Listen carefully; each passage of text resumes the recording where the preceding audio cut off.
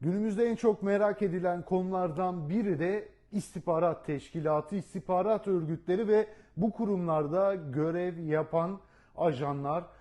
İşte şimdi o konu üzerine konuşacağız. Emekli istihbarat albay Coşkun Başboğaz soracağız. İstihbarat nedir? İstihbarat örgütleri nasıl çalışır?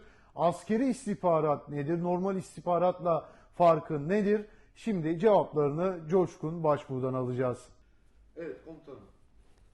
Siz yıllarca istihbaratçı olarak görev yaptınız. Asker kökenlisiniz. İstihbarat nedir diye sorsak size ne dersiniz?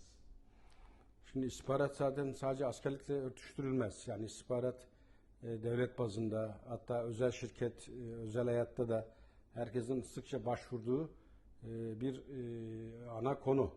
Özellikle bu bazı yerlerde öne çıkıyor ki bunların başında da askeri konular geliyor. Şimdi her türlü askeri operasyon, askeri harekat veya yürüteceğiniz savaşta elinizde ilk olması gereken done istihbarat. Bu bilgiler varsa, bu bilgiler ışığında bir harekat düzenliyorsan başarma şansın var.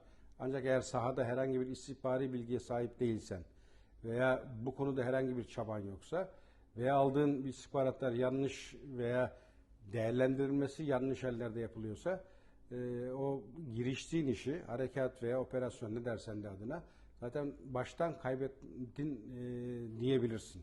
Çünkü burada bütün başarı istihbaratın doğruluğu, değerlendirilmesi, kıymetlendirilmesi ve bunun da harekat planlarının yansımasıyla olur. Bunu Türk Devleti o köklü yapısı nedeniyle büyük bir başarıyla uyguluyor. Uygulayamayanlar zaten tarihten silinip gidiyor. Peki o zaman istihbarat eşittir bilgi diyebilir miyiz? Elbette, yani istihbarattaki zaten temel mantık buna dayanıyor. Rakip veya hedef alan, kitle, topluluk neyse bunların hakkında detaylı bilgiye sahip olmak ve bu bilgiyi de iyi kıymetlendirmek, iyi değerlendirmek. Aynı zamanda da yürüteceğin işte neyse o faaliyet, operasyon, harekat veya bir takip, kontrol, buna da o bilgileri doğru olarak aktarmak. Meselenin özü bu. Bunu yapmak için ciddi bir entegrasyon ve iyi de bir kadroya ihtiyaç var. Bizde şu an Allah'a şükür onların hepsi var ve zaten o da sahadaki başarıyı ve destanı getiriyor. Süper. Peki şunu da hemen soracağım. Normal istihbaratla askeri istihbarat arasındaki fark nedir? Konu başlıkları değişir. Yani normal istihbaratta da yürüttüğün faaliyetler istihbarat çarkı denir. Aynı mantıkta işler. O çarkı sen hem askeri hem sivil veya başka alanlarda da aynı mantıkla kullanmak zorundasın.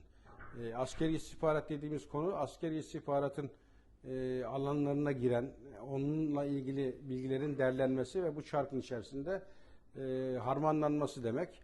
Aslında bunları birbirinden askeri veya sivil istihbarat olarak ayırmak bana göre doğru değil. Çünkü mantık ve işleyiş aynı ama sadece bilgiler ve elde ettiğin doneler farklı. Genel olarak ikisi de istihbaratın altında. Siz asker olarak yıllarca görev yaptınız. Şu anda kıyaslamak doğru olur mu bilmiyorum ama Türkiye'nin hem askeri hem de Milli İstihbarat Teşkilatı üzerinden baktığınızda istihbarattaki durumu nedir? Şu an istihbaratta Türkiye bana göre dünyanın en büyük ilk üçünde, beşinde rahatlıkla sayabilirsiniz. Yani o FETÖ döneminden tutun, yürütülen Suriye-Irak harekatlarına kıyasla savaştığınız yapılar dünyanın en iyileri olarak lanse edilen yapılar. Bunların mukayesesine girdiğin takdirde sonuçta kimin kazandığına bakılır, güçlüğü tespit etmek için. Bugün FETÖ, bugün Irak, bugün Suriye'ye baktığınız takdirde kazanan hep Türkiye, kaybeden bu bahsettiğim öne çıkan devletler, Amerika'sı, Rusya'sı, İran'ı, İsrail'i. Dolayısıyla bu kıyası yaptığınız takdirde ben Türkiye'nin başa güreşen temel bir ülke olduğunu rahatlıkla söyleyebilirim, büyük bir gururla. Peki istihbaratçı olmak nasıl bir duygu? Son olarak bunu bitireyim. Şimdi istihbaratçı olmanın bazı kriterleri var. Bu kriterlere göre kadrolar oluşuyor veya işte hedef kişiler, kitleler tespit ediliyor. Bunun en başında bir kere gönüllülük gelir. Yani bu işi sevmeniz, bu işe benimsemeniz lazım. Ama bunu sırf sevmek veya benimsemek de yetmiyor. Çünkü bu istihbarat konusu herkesin merak ettiği ve çok da ilgi duyduğu bir konu. Bununla birlikte bazı yetenek ve kabiliyetler de sahip olmanız lazım. Ki zaten istihbaratçı seçilirken bu yeteneklerin testi veya sınavından sonra ancak uygunsanız bu kadrolarda istihdam edilebiliyorsunuz. Onların ne olduğu artık bizde kalsın. İşte gönüllülük olacak, yetenek ve o konuda bir kabiliyet de olacak. Aynı zamanda da güvenilir olacaksınız. Yani geçmişinizde herhangi bir leke veya geçmişinizle ilgili herhangi bir şaibenin olmadığı bir sicile sahip olmanız lazım. İşte bütün bu kriterler ve daha saymadıklarım toplandıktan sonra istihbaratçı seçiliyor ve yavaş yavaş da demin alarak yetiştirilerek hani tarihe isim veren veya yön veren kişiler ortaya çıkıyor.